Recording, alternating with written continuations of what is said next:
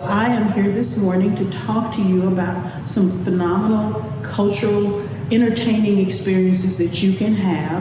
I'm here at the lovely the Arts Council on Highway 6 South. The address actually is 4180 South Highway 6. It is a beautiful building, and I encourage you. We're always looking for different things to do to be entertained, things that are not very expensive, and so I encourage everyone to come to the Arts Council out on Highway 6 South, going toward Tower Point. The other thing I want to talk about from a cultural experience is, as Brazos Valley is growing, the entertainment opportunities are also growing, but there are also varied opportunities. And so I want to encourage everyone to think about looking at the different opportunities, and even if you've not experienced music, for example, the Friends of the Chamber Music. They bring in various kinds of artists, and I encourage you to look at their calendar and look at the different things that they're doing. I know that sometimes when you hear Friends of Chamber Music, that does not always sound like something that you may want to do, but look at the calendar and take the opportunity to experience something different. My case in point, myself, I grew up in West Texas, and I was a child of the Motown era.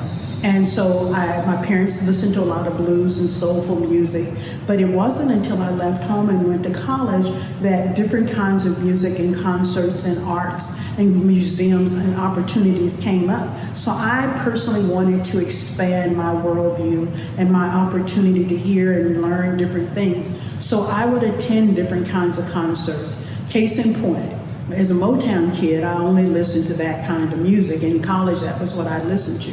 And I remember being in the dorm, that's what we called it back then, and someone was playing country western music, and I went, "What is that?" And come to find out, they said, "Oh my gosh, that is Charlie Pride. He was one of the first African American country and western singers. Kiss an Angel, Good Morning."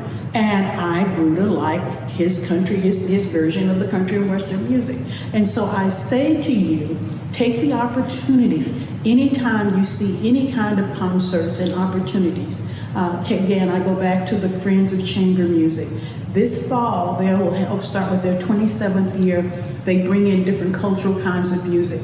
The first concert that they will have on September 29th will be this young woman of color, Samara Joy, who sings in the vein of your Billie Holiday, Sarah Vaughan, Ella Fitzgerald.